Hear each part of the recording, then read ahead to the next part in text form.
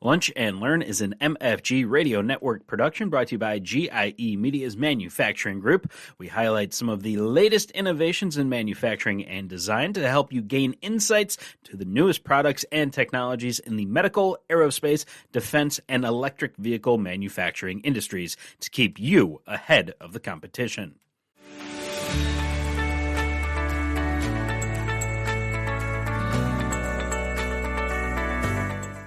Hello, I'm Jake Kaufman, a managing editor for GIE Media's Manufacturing Group. Welcome to today's Manufacturing Lunch and Learn from Blaser about medical instruments, improving milling performance through collaboration. The panel today consists of Marco Kuntz, a process engineering manager at Blaser Swisslube, Eric Poulsen, a medical segment manager at GF Machining Solutions, Marco Pendrati, a technical sales South Europe with Rigofix, and Stefan Sen, R&D head of milling systems at Freisha.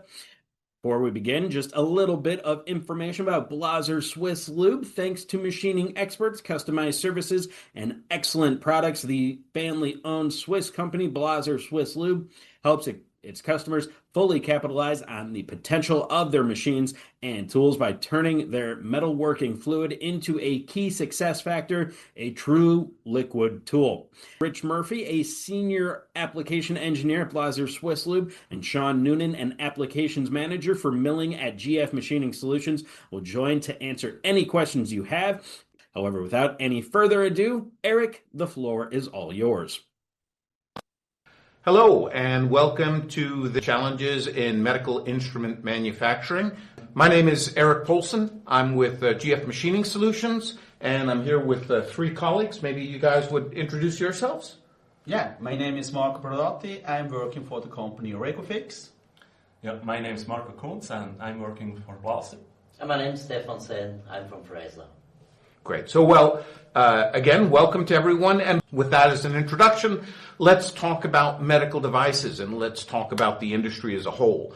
Lots of our customers are involved in medical device manufacturing. It's a very interesting field to be in, not least of which because this industry has been seeing really constant growth for many years now. And in 2024, the overall value of the industry gets to be about at 635 billion US dollars. So it's a really important industry.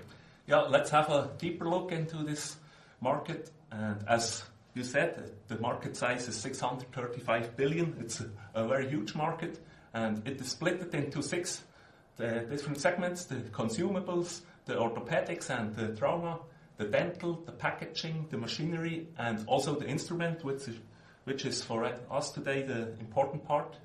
And also in this we have different kinds of tools or devices: the surgical tools, the catheters, arthroscopy, and also pacemakers and stents. And for today, we will focusing on the surgical tools.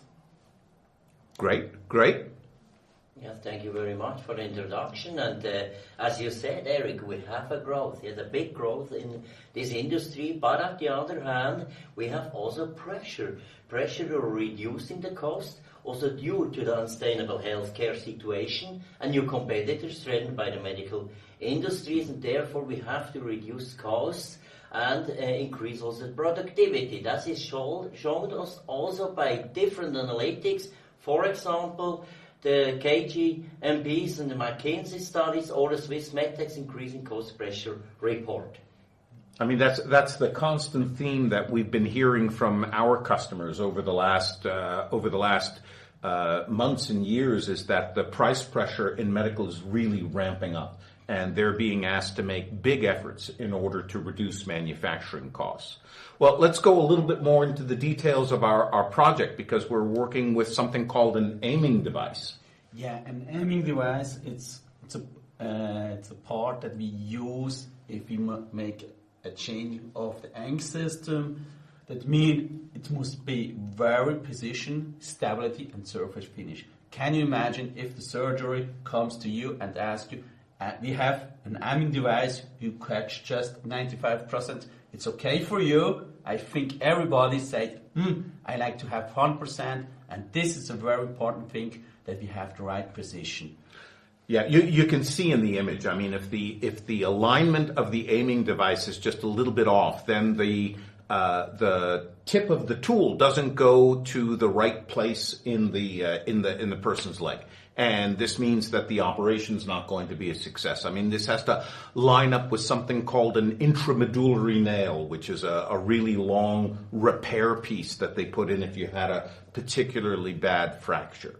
So yeah, it's a really critical device in a lot of ways.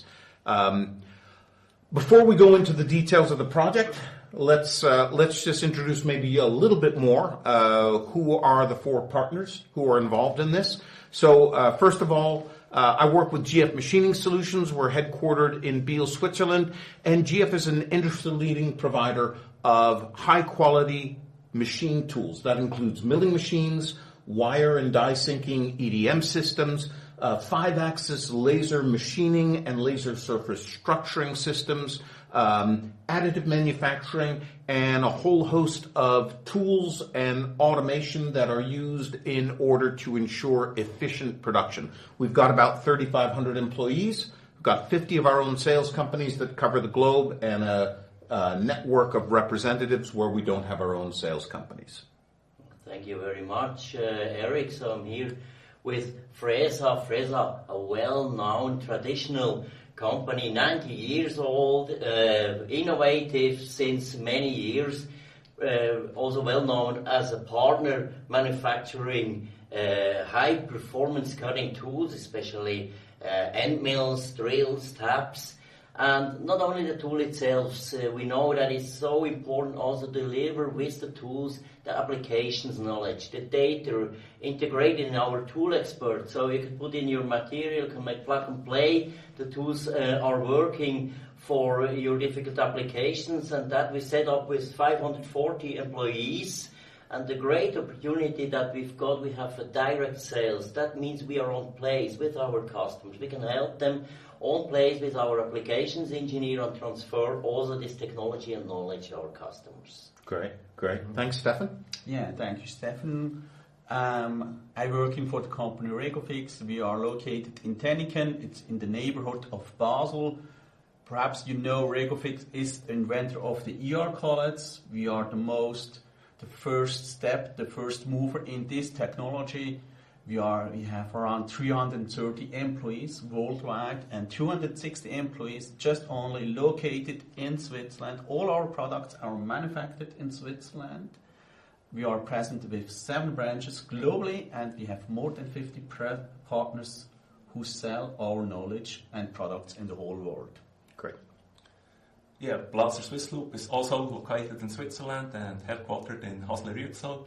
And we are well known for our high quality coolants and also our services, our customer lab, and every service around the coolants. And we are about 600 people around the world which work for us, Blaser.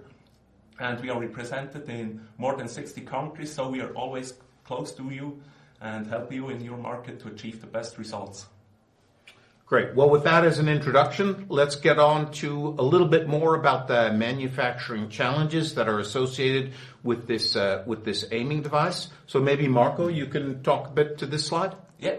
If we look to the customer challenge, one challenge is clearly the material. It's very hard to machine, this hardened stainless steel. And then we also talked about the pressure on the prices and also the growing of the market. So we need to produce faster, produce cheaper. This is also a very big challenge. And then, as also Marco said before, we want 100% of this device. So we have to look to this very tight tolerances, once the dimensional tolerances, but also on the left side you see the geometrical tolerances, which are very crucial for this part, that we hit exactly this point we want. You can see it on the right figure with the red circle. We have a very small part where we want to place the nail, and we don't want to miss this. Yeah, I mean, the geometrical tolerances are really a key part of this. I mean, this is the relationship between surfaces that are actually quite distant from each other, and even a few microns of drift on, let's say, the mounting surface for the aiming device is going to mean that you're going to miss that target. You're going to miss that red circle. And as we were saying before, if you've got an operation and if you've got a leg that's been banged up so much that you need one of these. You certainly don't want the aiming device putting the nail in the wrong spot. That would be not good. Yeah, and Eric, please also mention, if you make the wrong angle, you have afterwards a lot of pains. Yeah. Nobody likes to have the pains, and this is a very critical point that we have the right precision on the aiming devices. Absolutely. So we started with a benchmark. Yeah. So you hear it is absolutely challenging, and that was not a searched component, dear colleagues. That was a real customer work piece based on a real customer project. So the customer is a contract manufacturer making several hundreds of those pieces per year. So that is a big relevance for him also. And he sees that he could perhaps optimizing his productivity, and that was also the question for our group, our partner group here with Regofix, Blaser, GF and Fresa. How can we improve the process, and how can we reduce the cost structure by increasing the productivity and decreasing the cost structure here? So let's start looking now at solutions, and we're going to start with a look at tool clamping. So Marco, maybe you can walk us through this. Yeah, thank you, Eric. Yeah, what is a tool holder? There we have different solution about the tool holders. We have a superior tool holders, we have a normal tool holder, and we have a low-cost tool holder. If you compare these three different tool holders, then you see directly that we have an issue with the different runouts. If we can reduce the runout very low, in that case we can increase the tool life dramatically, so that we can save the money to exchange the tool, but also I can go more higher with my cutting force, cutting speed. I can cut my production time very low. And Regofix are working always in the green field in the superior tool clamping system.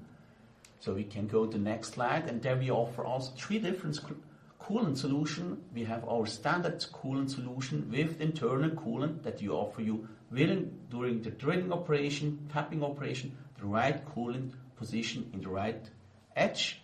We have two different solutions with the cool flush, cool bore. The cool flush, it's more dedicated for the finishing operation, so that we have the coolant directly during the cutter down in the working area.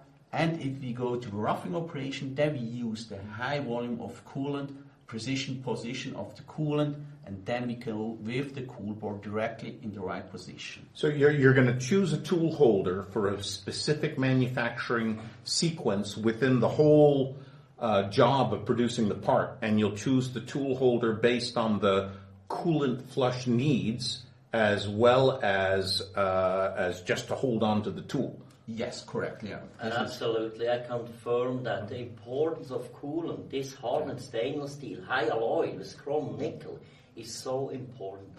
Yeah. Please don't forget also, Stefan, if you have longer tools, then you have always the issue that you didn't have the right position on the coolant. That's right. If you can use internal coolant, then you have the coolant in the right position, in the right hot zone, in the working area. It's the most important part. You can have the best coolant when you don't bring it to the point where it's needed. You miss the point. Correctly, Marco. Absolutely. And in that case, we have used our high solution, our power grip solution. It's a cold system. Why cold system? Because perhaps we have different clamping tool solution with hot zone shrinking hydraulic, and we use a coolant solution. It's very easy to use. We clamp the tool holder in 8 seconds, very safety. It's a very small education time we needed.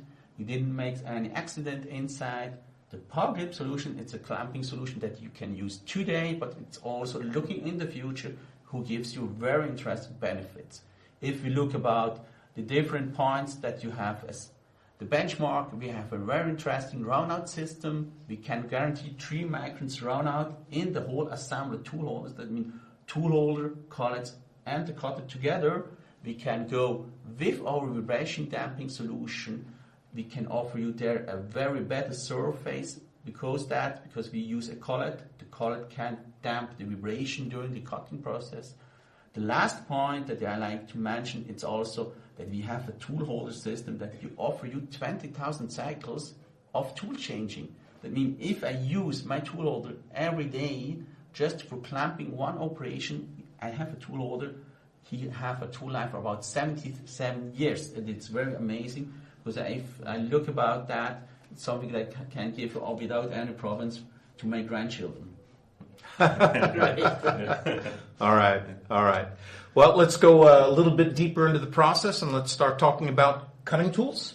Stefan? Yeah, lovely. Thank you very much. So as we heard, it's a really difficult component. It has to be manufactured really precise. And therefore, we can't go in like a ball and push the end mill through the workpiece. No, that's not possible. We have to go in smoothly with a really smooth cutting tool. And therefore, important is to know also that we choose the right strategy to machine it. And that's the high dynamic cutting machining process. What means that? High dynamic cutting stands for only very small radial depth of cut, so less loads on the tool, less mechanical loads and thermical loads. But on the other hand, to increase the material removal rate, we have high dynamics. We will see later when you explain us the machine. We need a dynamic machine to increase speeds and feeds. And the key element, high dynamic cutting, means high axial depth of cut. So the whole cutting length is in action. And that's the reason we can increase today the productivity. And here we've got machining this stainless steel high alloyed. So that means the wear, also the thermical load on the tool is quite high. And therefore we have chosen this 12 mm roughing tool with 7 flutes, a medium length. So we can use the whole cutting length. And the result finally was that we had 40% faster manufacturing time. That is impressive. Absolutely. And the duration, 39 minutes. And the base on that is also the technology of the tool. On one hand, the cutting edges. So what means that when we go for 4 to 7 edges up, yes, we can increase the productivity. That seems to be really clear. You see it in the upper image. And then the tool lifetime is another effect we generate. More teeth means more cutting lengths that we can use. So put the wear on more cutting lengths, and therefore we can also increase tool lifetime. At one hand, it means increasing productivity, lower production costs. At the other hand, lower tool costs, because tool holds longer. Based on that is the technology, and Fraser develops the tool for especially those material. SX, S stands for stainless steel, X generation, the highest performance class we can offer to our customer. And I want to pick up 3 technology elements out of this tool, explain on the next slide here. The wear on the cutting edge of those tools is so high normally. They're so exposed, this cutting edge. And therefore we put the small corner radius on a tool, reinforced with a shaped surface between the front part of the tool and the side part. The tool has a 10-degree rake angle, so really smooth in cut. 55-degree helix angle makes a smooth cut, but means also we have a long cutting edge in action, and therefore that gives us long chips. And long chips today, when we're talking about optimization, also afterward with you, Marco, we have to break the chips to small chips, because we can't move them out of the machine with the conveyor, out of the workpiece when we cut them. And you see on the right picture there, the comparing the 2 glasses, the weight of the chips, the volume that we remove is the same, but you see the difference when we break a chip. Then the volume is only a third of the volume that we see on the right side. And finally then, last picture, we combine it with an internal coolant channel, so the lubrication is especially there. You hear it from Marco. With the power grip system, we can put it directly there where it's needed, combined with the plunging edge for plunging on this axial depth of cuts, so really performant. And the final image then here shows us Fraser develops not only the tool, it's a milling system. All components, especially the cutting parameters, the application, high dynamic cutting, and also the competence how to program it is influenced in all those developments. I want to especially say also the life cycle management.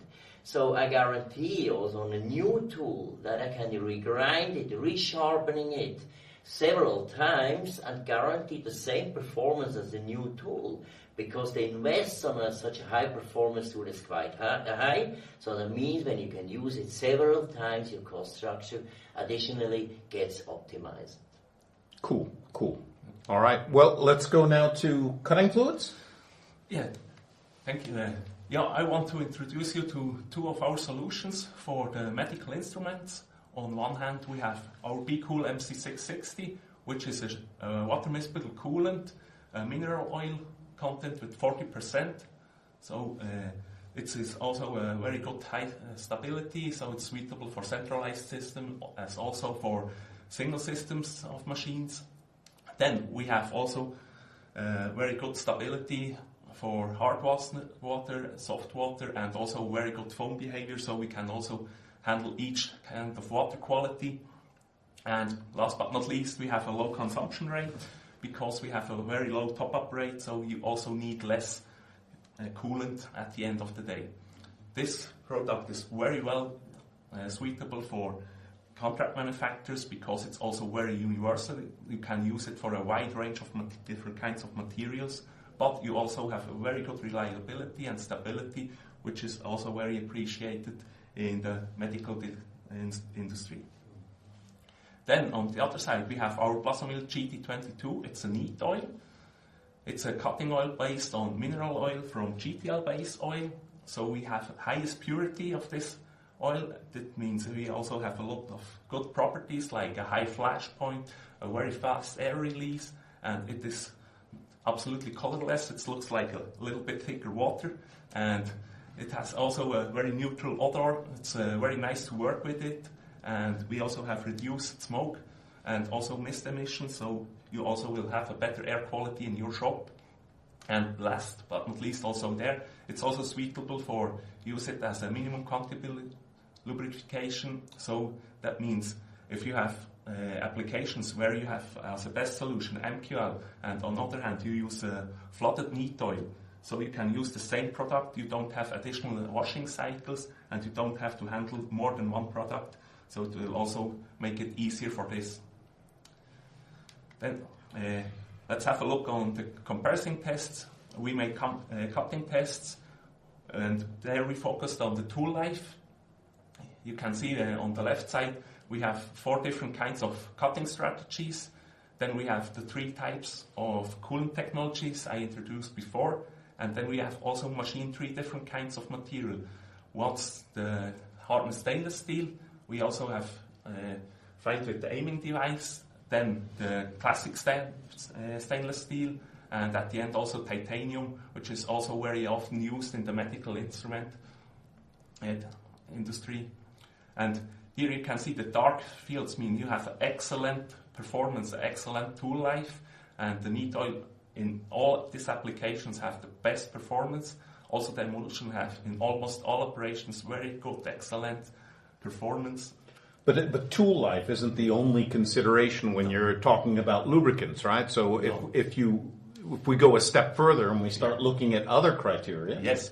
Yeah, as you said, we just want to look at the whole process. Right. Because of this, we are all 4 partners here today.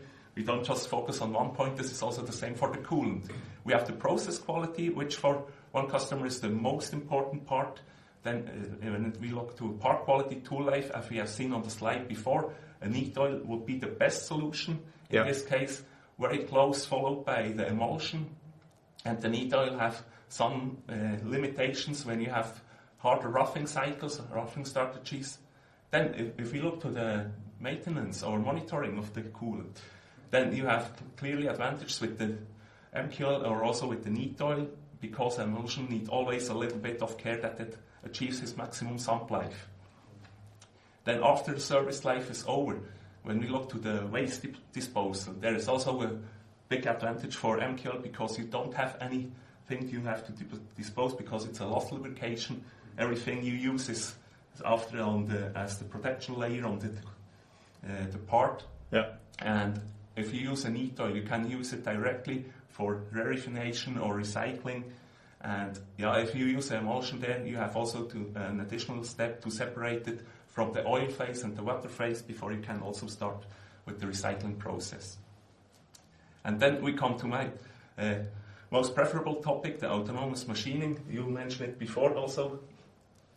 Yeah, actually we have a high pressure of costs, a high pressure of production times, so it's important that we can use also the machine unmanned and have ghost shifts, so we can reduce the cost per part and also reduce the time we need to manufacture the whole contract volume. But we're facing often one problem there with the neat oils. We have always, when we have an oil in the machine and the tool breaks or something like this, we have a lot of heat in it. There's always a risk of fire or a deflagration. Yeah.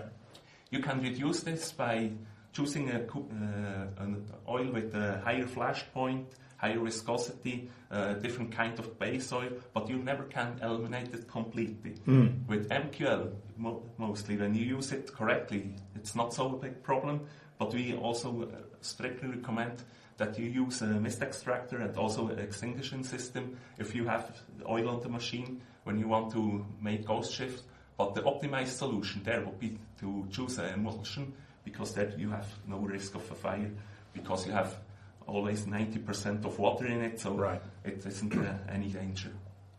But we also have an additional important point also with the power consumption.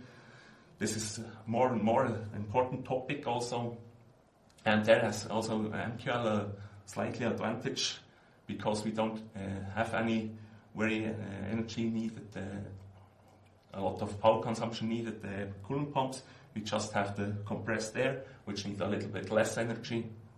And at the end, when we look also on the total investment, then emulsion is also mostly the most preferable solution, because the machines are standardized, designed for use in emulsion, so you don't need any extra packages in it.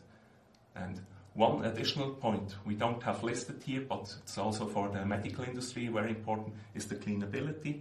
When we look to the cleanability, we have once the coolant we use, then the material we use, but we also have to look on the cleaning system and also the cleaner itself.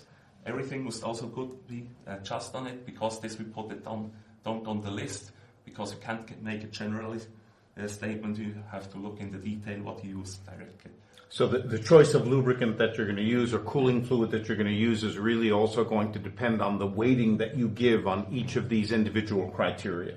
And each situation is going to be different. The manufacturer really has to have their own image of how they want to manufacture and what's important for them. Yes, exactly. Yes, you see it in the total at the end. All technologies have their advantages, but to find which one is now the best for your individual solution, we help you to find it out, because we have a lot of experience also there and have a look on details you don't ever think about at the end. So absolutely. Well, thanks for that. Let's look now at milling technology and how to put that last piece of the puzzle into place. So for this particular project, we use the Mill P series. It's a micron mill that has a lot of advantages for the particular challenges that this product brings. So it's a rigid base that's made out of polymer concrete, and polymer concrete has 7 times the vibration dampening of gray cast iron. So it ends up ensuring or helping the process have the best possible surface finish on the product. Now, we also use direct drive table, and we'll see that in a second, but direct drive is something that brings a lot of speed to the operation. The trunnion design of the table ensures that we can absorb higher machining forces and keep the geometrical rigidity or the geometrical tolerances that the part needs to achieve. And then we've got water-cooled elements that are also part of the design. If we go a little bit deeper into things, the torque motor on the rotary transfer table, so it's the A and the C axis, mean that you have a system which keeps its accuracy over the lifetime of the equipment.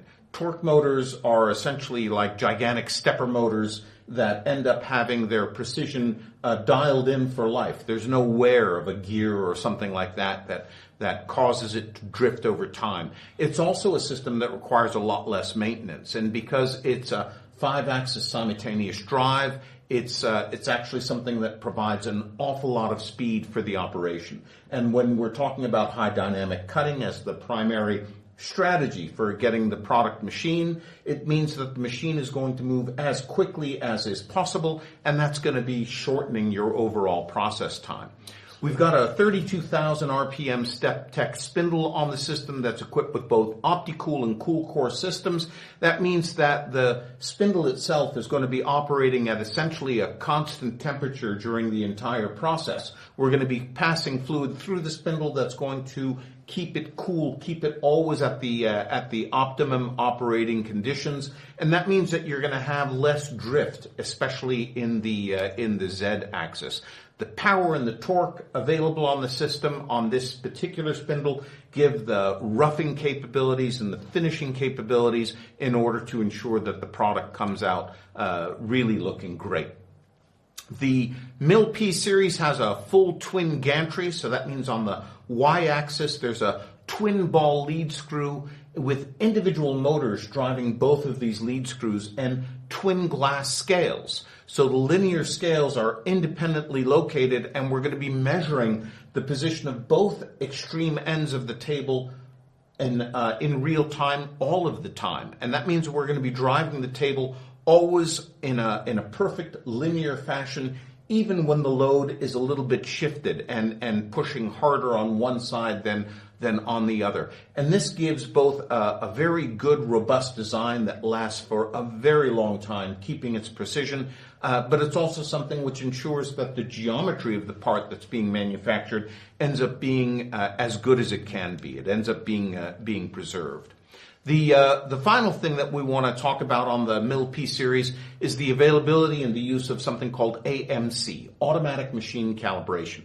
Now, any machine tool, as you're operating during the day, you're going to have variations in temperature in the factory. You're going to have machine stoppages due to pellet change or due to tooling change. Any machine is going to have some amount of drift over time. And machine calibration is always something which I'll say traditionally required a highly trained operator and really many minutes of work in order to do the calibration cycle. What we've done is we've made machine calibration an automated function. The operator can be trained in a matter of minutes. They put in a calibration pallet. The system goes through its cycle. And in 2 to 3 minutes, you've got a system which is zeroed back to its perfect operating start point. And that means that every start of batch that you're doing, you can calibrate the system, and it's not going to cost you time, and it's not going to take a specially trained operator. It's going to be something which is easy and quick, and that keeps the system dialed in. That means that you're producing good parts instead of producing potentially scrap. So we've got a short video. Let's have a look at how all of these things come together. Yeah, and now you see directly our power grip solution, our machine, our hydraulic clamping solution. It's very easy to use it. You see it, you put just the collet in the tool holder, open the door, push the button, and after 8 seconds you have just clamped the tool. Yeah. And what's great is that the tool holder doesn't come out at like 400 degrees C, where the operator just got to have a glove and protect himself. Yeah, and something very interesting, you can go directly to the machine as the movie is showing now. So we go right to the machine, we can put the tool in, and that's of course your tool, Stefan. That's the 7-edged. Yeah, exactly. The 6 tool, especially for the high dynamic cutting. We will see it, we will hear it now. The tool in action. See how dynamic it is. And you see also now the lubrication that we discussed before is so important for this part. Yeah, you can see how the tool holder allows the lubricant to come right over the outside edge of the tool, and it's going right to the right zone. You have perfect cooling of the vertical side of the tool, and also with the thermal coolant bore you also introduced before. It's also, if you make a pocket, you have always the coolant there where you need it. It's a really nice solution. So here you can also see the design of the trunnion table. So obviously we've swung the table up on roughly a 90 degrees area, but you can see the U shape of the trunnion. You've got torque motors on either side of the table, or on both sides of the table. What we can't really show, but it's the y-axis and the double ball lead screw and the double scales. That's how dynamic it is. That is impressive. It's such a material, this dynamic. Yeah, it's moving very fast. That's impressive. It's moving very, very fast.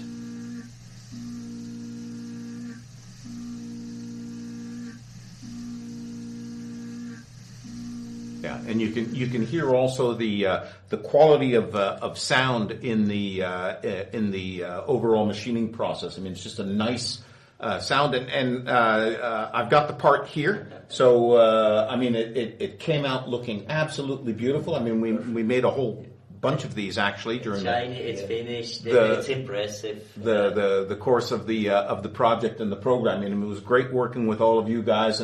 But certainly we found a very good solution for our customer like this. So let's zoom in a little bit on the results. Yeah, the result is something very impressive, because you see we saved about 40% faster machining time. And how we can achieve that? Just with 4 partners together. We share all our knowledge from our application center, and so that we can achieve this very amazing time surfacing. If we're looking about also the surface quality, it's very impressive. We achieved this a very easy way. That means we didn't have any after jobs. We can save also there our time, and we have always the same quality on the parts. So we used also 45 reduction time about the manufacturing cost. It's very impressive, because we can save money with something very easily to do. We can use also less electricity, so that we can go also looking about the sustainability. Something very important also today, that we can also go to take over. I mean, it's a big impact for the customer on their output per square meter in their factory. I mean, they're just getting more done in less time and using less machine time in order to do it.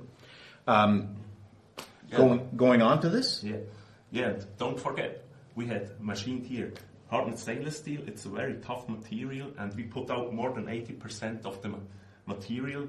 So we have also to take care for the internal stress, that we don't have miss the geometrical tolerances at the end. And for me, something that's really impressive also, we have only used standard tools, so we don't have any specialized tools which have a long delivery time that you need a lot of a stock in your shop. You can just use standard tools which are perfectly adjusted to another, from the machine tool to the collets, tool holder, the cutting tool and the coolant. Yeah, everything perfectly adjusted. Yeah, absolutely. All I said, it's really impressive, and here, not in words, in a picture, once again a summary. You see, when we coordinate today, all participants, all partners, looking on the critical elements, for example, lubrication, tool clamping, machine dynamics. So we have a chance still today improving our processes, increasing the productivity, making lower costs, and also automatization, more security. There is still a great potential, and also the motivation. Okay, yes, we can do projects when we work also with partnerships. Absolutely, absolutely. So in summary, I mean, what we talked about today, we've got a medical device industry that's growing really, really quickly.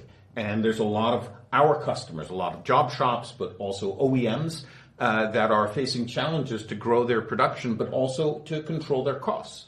And what we see generally also in the industry is that the tolerances globally are getting tighter.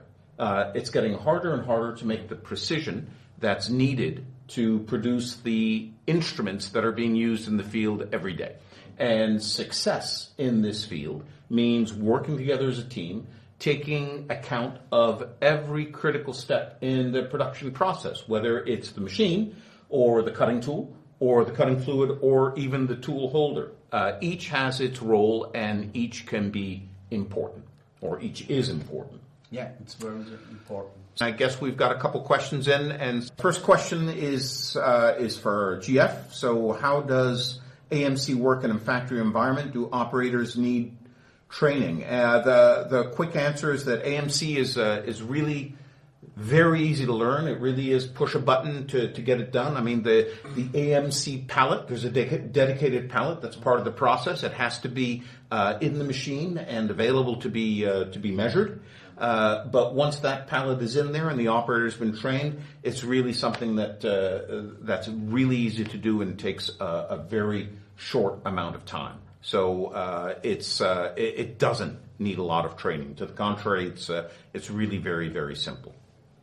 All right, next question. So that's Stefan? for Fraser. Yes. What are conditions that make the use of an S6 tool to be the right choice? Okay, thank you very much. So yeah, as we've seen here, it was an S6 HDC tool, so especially for this high dynamic cutting process design tool. That means also additionally that we can give this tool the right tool path. And that we generate with the CAM system, which is able to do trochoidal milling, to do high dynamic cutting tool path. But otherwise, it's an easy to use situation, easy to use tool, as you said, also for the AMC. So it's here a plug and play. You go into the tool expert, you put your material in, you choose your application situation, and the tool expert gives you directly and really quickly the parameters. You put them directly in your CAM system, you push the button, and then you can start your machine really safe. And that's also our intention of Fraser. Make it easy to use, even if it's behind it, difficult to develop it. So that's the challenge today. And yeah, thank you very much for the question. All right, we've got a little bit more time. Yeah, one question for RegoFix. I don't know if my tool holder is good or not good, but what is the impact of bad runout on the whole system? That's a very good question. Thank you so much. Yeah, a bad runout is, as you can remember back to the pitch that I showed before, that we have 3 different categories about the runout system. If I have a very bad runout, that means I can reduce dramatically my tool life so that I didn't achieve the right performance that I had folded before. And Stefan mentioned before, I have the right cutting parameters, I have a bad runout, I didn't have the right result. So something is not wrong. If I have a high runout on the tool holder, so I can achieve better surface, I can go perhaps also a little bit more higher with my cutting force, cutting speed, and on the end of the day, I can save the money with the right tool holders, with the right runout. But if I remember your graph, I mean, even if you had an average tool holder, if you go to a superior quality like a RegoFix tool holder, you're going to be able to increase your tool life by, could be as much as 60, 70, even 80%. Yes, correctly. That it's a very impressive figure about just to change the tool holder you didn't thinking about, but just only change the tool holder, you can increase the tool life very dramatically, about against around 70%. Yeah, I don't know if a lot of our people out here, a lot of participants know that, but that's a really interesting fact. All right, we've got time for one more question. Oh, this one's for me. Perfect. We are currently working with oil and have already had to deal with machine fires, which is why we cannot use unmanned shifts for safety reasons. Do I understand correctly that we can eliminate this risk with a different oil? That's also very good to ask this again. You can reduce the risk with a different kind of oil, depending on what you use actually. Like I mentioned before, our Blaser 22 have for a mineral oil a really high flash point. So you can reduce the risk, and you have also less mist and also less smoke emissions in it. And then on the other hand, if you want to eliminate the risk completely, then you should consider to change from a neat oil to an emulsion. Like I mentioned before, with an emulsion you have always about 90% water in it, and water doesn't burn, so it's always the better choice for this kind. Absolutely. And we are the perfect partner to find which coolant good will work best for you. And as I said before, we have to consider the whole environment and the whole needs of the production. So we will be happy to help you to gain an additional shift. Great. Great. Well, thanks for that, Marco. Look, we're really at the end of, but I'd like to first thank all of the people who have joined. I'd like to thank my colleagues for joining us in the studio today, and this beautiful luxury studio that we've built up here. Thanks to you guys. Yeah, thank you, Eric, for this great opportunity. And thanks to everyone who joined. Have a good day. Yeah, thank you. Bye. Bye. Okay, so that just about wraps up the presentation, but we will be joined once again by Rich Murphy, a senior application engineer at Blaser Swisslube. We also have Sean Noonan, an applications manager for milling at GF Machining Solutions.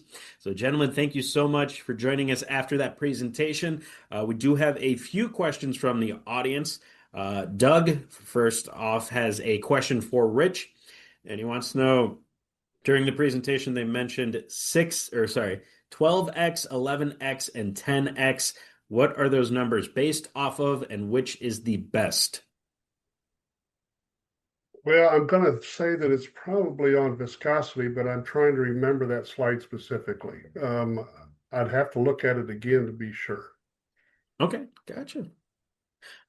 Also, someone out there wants to know, with cutters, you look for the size and the color of chips. Huh? I'm sorry. I just realized what he was referring to. Yeah, no worries.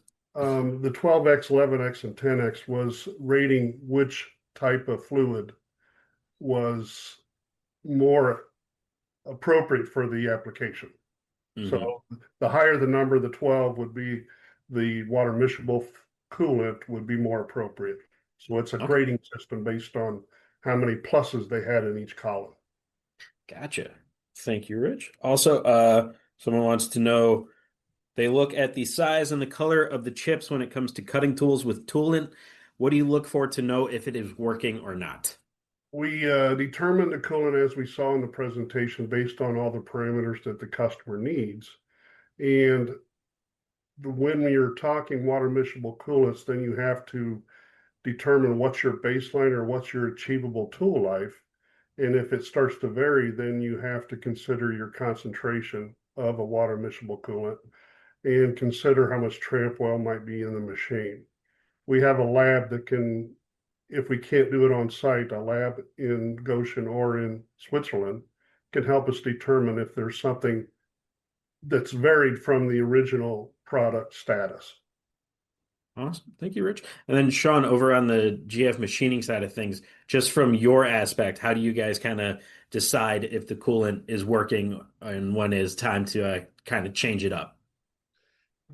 So it really depends on a couple things. So, really looking at tool life and then, kind of looking at that tool wear side of things. You'll really start to see the tool wear start to grow. That you'll start getting a lot more vibration and tool load quicker whenever that the coolant does start to break down. And then also, as it gets older, like you said, that tramp oil that starts getting trapped in it, you're going to start seeing more and more getting pushed out through the oil skimmers and things like that in the production process. And it looks like also in the presentation they had mentioned about how machine fires and stuff like that could be an issue if you're trying to use unmanned shifts. Sean, over on the machining side of things, how can having the right coolant also help eliminate that? Yeah, so the flashpoint plays a big part of that. So it's a combination of things to really mitigate that. You do always have the fire suppression in the machines, but also making sure that the coolant is oriented properly to your cutting tools. So that way you're not, putting any type of hot cutting conditions into a mist where the fire is most likely to occur. Because as long as it's being submerged, you really don't have an issue. It's, when cutters start breaking down and things like that, you start having a hot end mill, to a air-rich mixture with the fuel. So there's a couple things that you can do, like I said, reducing the flash point or going to the water immiscible to get away from the neat oils. Most ignitions are caused by really simply coolant line or such that's been pushed out of place and is not doing, as you had mentioned, Sean, it's not flooding the area. Because once you quit that flooding, then you have a chance for ignition. And you are right, you're going to ignite the misting or the fumes, the smoke that's coming off the tool. And in addition, like we said with water miscible, we can take the neat oil, check it in our lab and check it for dirt content, filtration test, and we can verify the flash point and viscosity and see if those have changed any from the original state, because that will also affect your flammability if you got too much tramp oil in your machine. Awesome. So yeah, it looks like that wraps up the questions that we got from the audience. So a massive thank you to Blaser Swisslube for presenting the topic today. Also a thank you to GF Machining Solutions, RegoFix, and Freisha. Also a massive thank you to Eric, both of the Marcos, Stefan, and obviously a huge thank you to Rich Murphy and Sean Noonan for your time and your input today. Definitely appreciate you guys joining us. Hope you have a great rest of your day. You can listen to all of our episodes of Manufacturing Matters and Lunch and Learn podcast from the MFG Radio Network on Spotify, Apple Music, and on our websites, today'smedicaldevelopments.com, aerospacemanufacturinganddesign.com, defenseandmunitions.com, and evdesignandmanufacturing.com.